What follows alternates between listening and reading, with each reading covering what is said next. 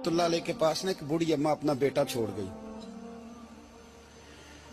तो हजरत साहब ने को 2, 4, 5 महीने रखा। तो बाद में उसकी अम्मा को बुला के कहा कि भाई तू बेवा है, बेटा तेरा यतीम है, मैं नहीं चाहता कि इसका वक्त जाया हो।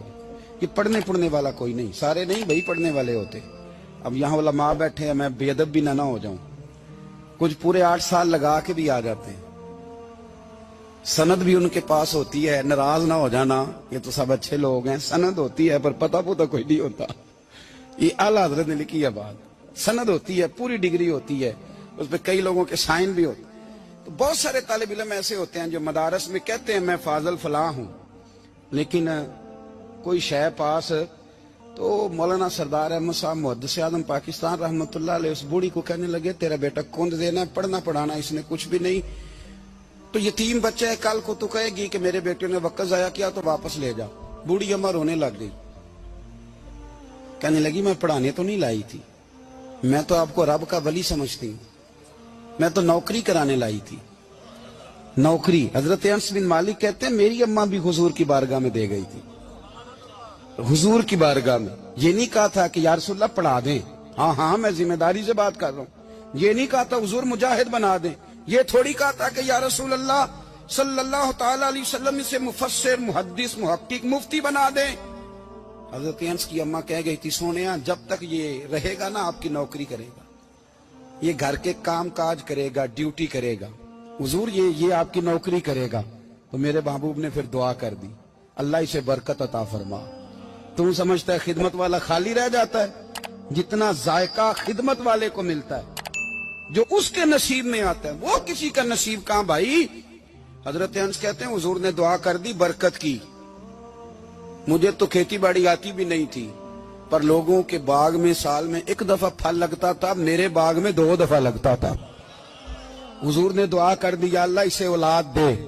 फरमाते हैं मेरे बेटे, मेरे पोते, मेरे नवासे, मेरी बेटियां, फरमाते हैं मैं जिंदा हूं और मेरी 100 औलादे मौजूद हैं।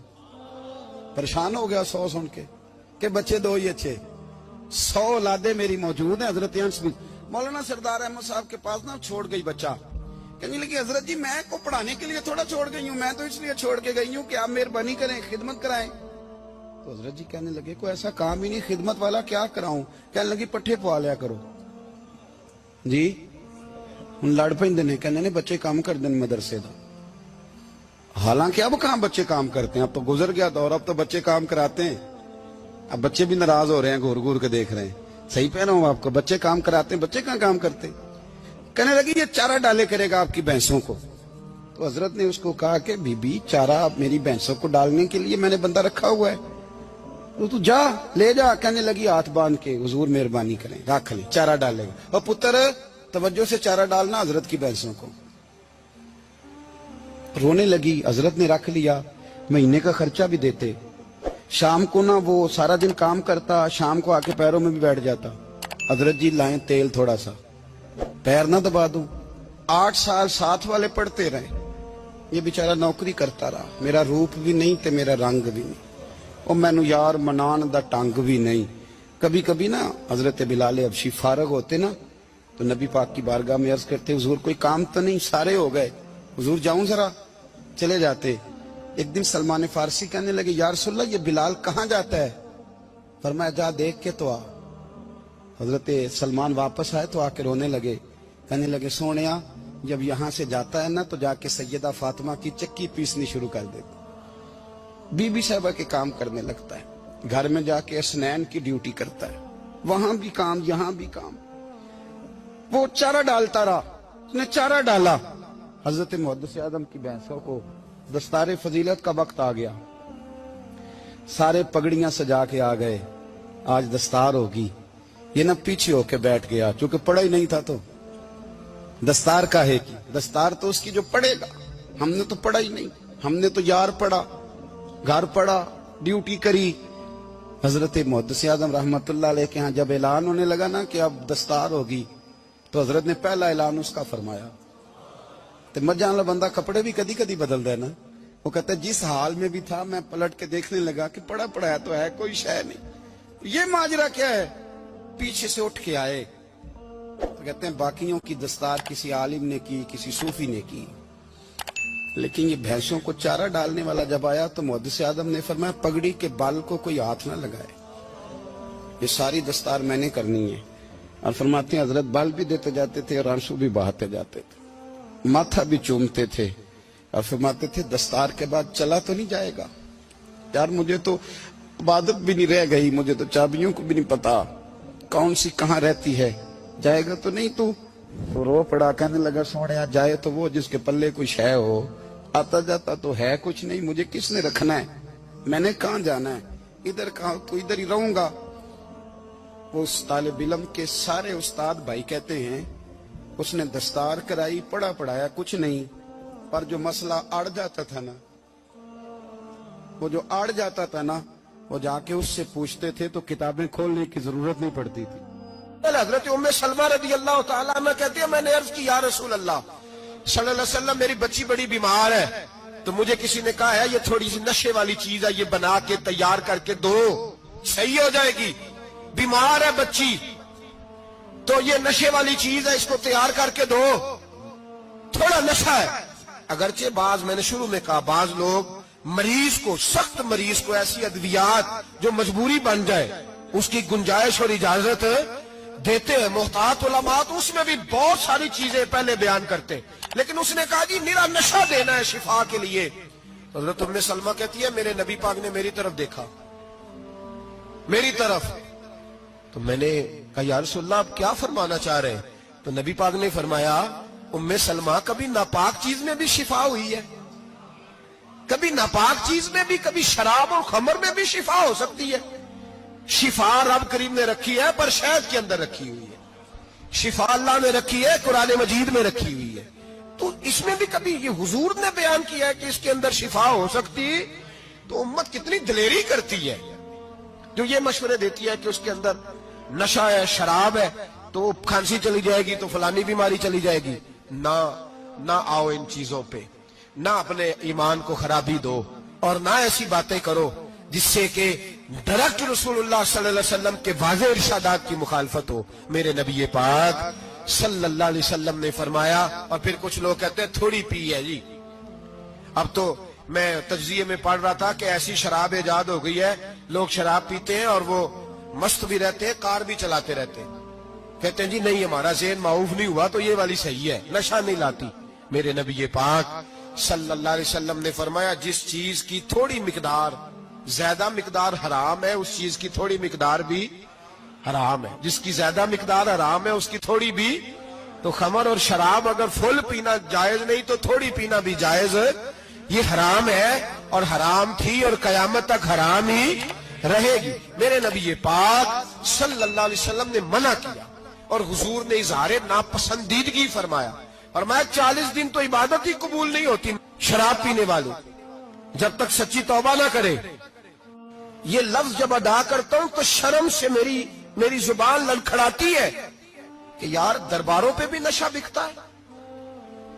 میں یہ بات کر رہا ہوں صوفیاء کا ترجمان, درباروں پہ, مزاروں پہ, اور سجادہ نشینوں تمہیں زمین نگل جائے, آسمان تمہیں لے اڑے, تم پر قہر نازل ہو, تم نے باپ دفن کر کے تو وہاں نشے کا اڈا بنا لیا, ماؤں سے بیٹے چھیننے لگے ہو, عورتوں کے سروں سے کپڑے چھیننے لگے ہو, سہاگ مارنے لگے ہو, بیٹیاں اور بیٹے یتیم کرنے لگے ہو, نشہ بیچتے ہو درباروں اور مزاروں پہ.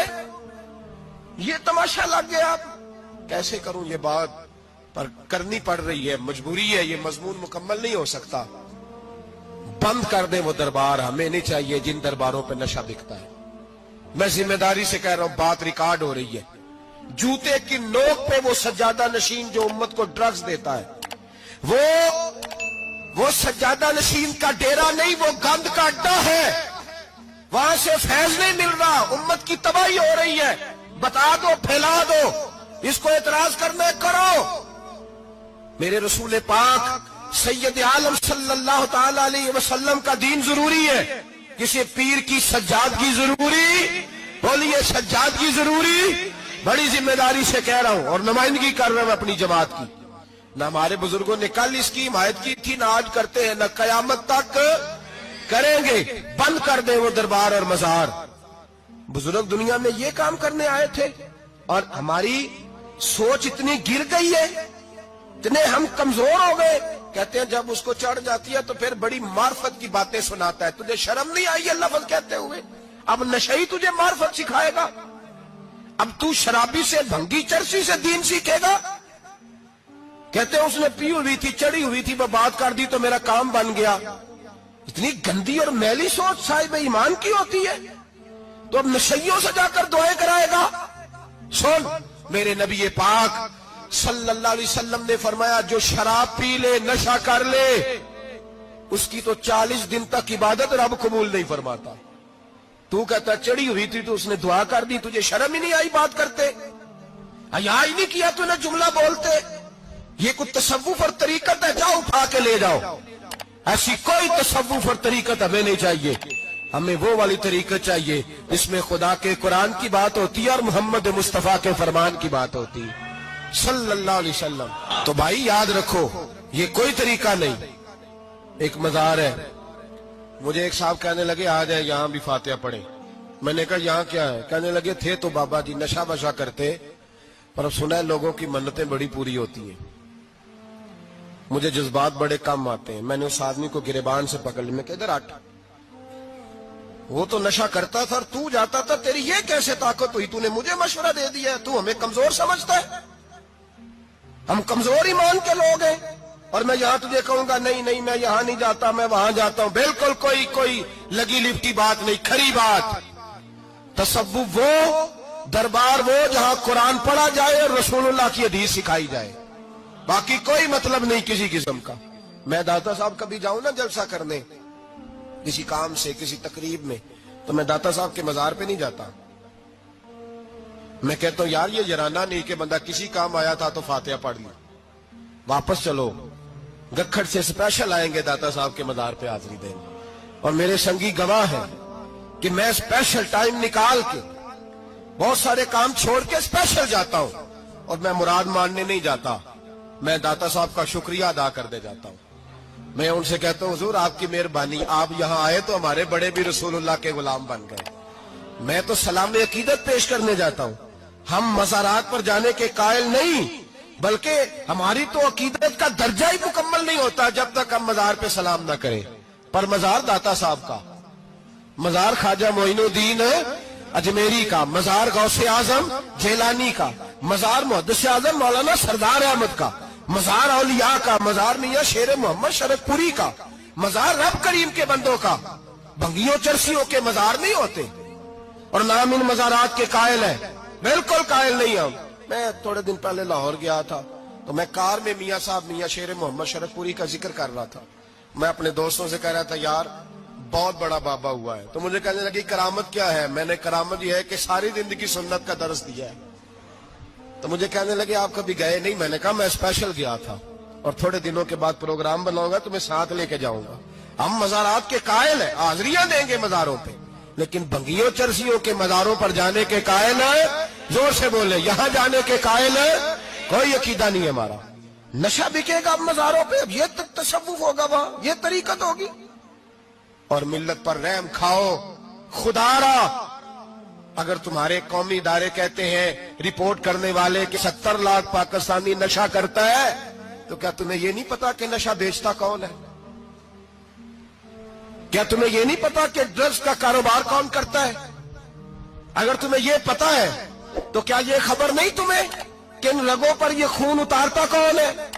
میں اپنے بزرگوں سے معذرت کے ساتھ، نشے کا آغاز، ناراض تو نہیں ہو جائیں گے بزرگ، نوجوانوں کو میں لتاڑ لیتا ہوں لیکن بزرگوں کی عزت کرنا سنت ہے، تو میں بزرگوں سے معذرت کے ساتھ یہ یوں سمجھ لیے خوگرے حمد سے تھوڑا سا گلا بھی سن لے۔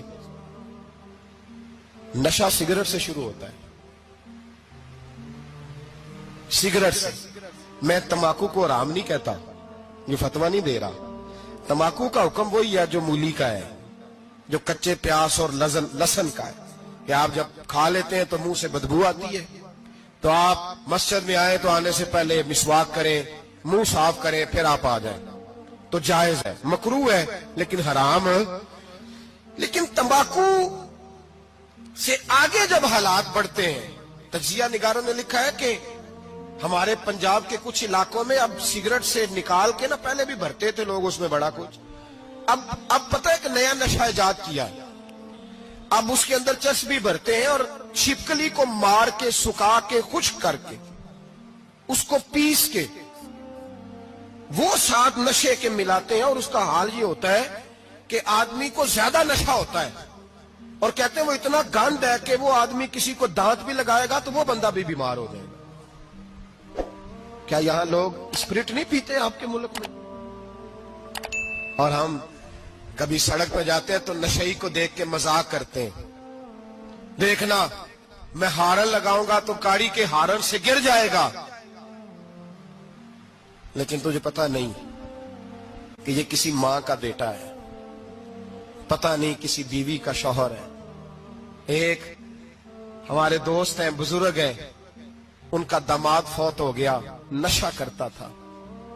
تو میں تعزیت کرنے ان کے گھر پہنچا تو کھڑے ہو گئے ہاتھ باندھ کے, کہنے لگے حضرت صاحب باقی ساریاں گلاں چھڑ دیو, صرف نشے تے تقریر کریا کرو. وہ جب جیتا تھا تو تب بھی اس کے بچے یتیم ہی تھے, یتیم ہی تھے. میری بیٹی جب میرے گھر آتی تھی اور میں اپنے پوتوں کے اترے کپڑے اسے پہننے کو دیتا تھا تو میرا کلیجہ پھٹتا تھا. اور میری بیٹی اس کی زندگی میں بھی بیوہ کی زندگی گزار رہی تھی. وہ میری بہوؤں کے اترے ہوئے کپڑے پہنتی تھی. کوئی دعا کرو, کوئی جلسے کرو, یہ لت ختم ہو جائے. اور کہنے لگا اب میرے وہ چلا تو گیا ہے, دادا دادی اس کے پہلے کوئی نہیں, چچا ہے کوئی نہیں, جب تک تو میں زندہ ہوں ان نواسوں کو کوئی روٹی کا لقمہ, کوئی کپڑا مل جائے گا. لیکن سوچتا ہوں میں بوڑھا ہوں, مر گیا تو ان کو کوئی پوچھے گا بھی نہیں, کون ان کی خبر. اتنا ظلم اس قوم سے, اتنی زیادتی. اور آرام سے لکھ کر لوگ گزر گئے کہ یہ 70 لاکھ ہے, ان کا درد تو سمجھو, تکلیف تو سمجھو. 7 فٹ کا سونا جوان اور نشے کا عادی ہے تو کسی نالی میں پڑا ہوا ہے. اور میں نے کہا اس قوم کے ساتھ اس سے بڑا بھیانک مذاق کیا ہوگا. کوئی دانشور تھا بڑا ظالم, اس ظالم سے کوئی مشورہ لینے آیا. اس نے آ کے کہا تو بڑا ظالم ہے, بڑے کڑوے مشورے دیتا ہے, میرا ایک دشمن ہے, میں اس سے بدلہ لینا چاہتا ہوں, میرا دل کرتا ہے اس کا بچہ قتل کر دوں تاکہ وہ تڑپے. تو ظالم نے کہا اسے قتل نہ کر, وہ تو اس کا باپ 2-4 مہینے رو کے چپ کر جائے گا. پھر میں سخت سزا دینا چاہتا ہوں, مشورہ دے. تو اس نے کہا اس کے بچے کو نشے پہ لگا دے. جس کا بچہ نشہ کرے گا وہ باپ روز مرے گا, روز جیے گا, وہ ماں روز مرے جیے گی, نشے پہ لگا دے. اس قوم کے ساتھ سب سے بڑا ظلم یہ ہوا کہ ملت کا جوان نشے پہ لگ گیا, ڈرگز پہ لگ گیا. اتنے تباہ حالات ہوئے کہ جوان چڑھتی جوانیاں, اماں نے کتاب دے کے بھیجا تھا, اور کالج سے واپس آئے تو نشے کے ٹیکے ہاتھوں میں پکڑے ہوئے, ٹیکے. اور آپ کے اس ملک کے اسلام آباد میں ایک دن میڈیا نے وہ خبر بھی وائرل کی اور وہ چیز بھی دکھائی لوگوں کو. 3 مہینے کا بچہ لے کے نشئی سڑک پہ آ گیا. اس نے کہا میرا نشہ ختم ہو گیا, میرا بچہ خرید لو, 2 پڑیاں دے دو. تو وہاں بیبیاں جو سن رہی تھی وہ بھی چیخے مار کے رو رہی تھی. یہ ظلم کیا اس قوم کے ساتھ, اور کرپشن کی لعنت نے اجازت دی سپلائی کرنے والوں کو کہ گلی گلی بیچے, گلی گلی. انہوں نے کچھ تھوڑا ظلم نہیں کیا ان حکمرانوں نے. اور ہماری اپوزیشن, اس کو نہ صرف اتنا پتا ہے کہ یہ جائیں اور ہم آئیں, اس سے زیادہ کوئی غرض نہیں. بھائی کرپشن کے خلاف نکلے ہو تم, نشے کے خلاف کس دن نکلو گے, جوئے کے خلاف کس دن. قوم تو مر رہی ہے نشے سے, اس کے خلاف میدان میں کب آؤ گے. صرف اتنا ہے کہ یہ جائیں اور ہماری باری آئے, اس سے زیادہ کچھ نہیں. جتنے مجرم وہ ہے اتنے ہی تم بنتے جاؤ.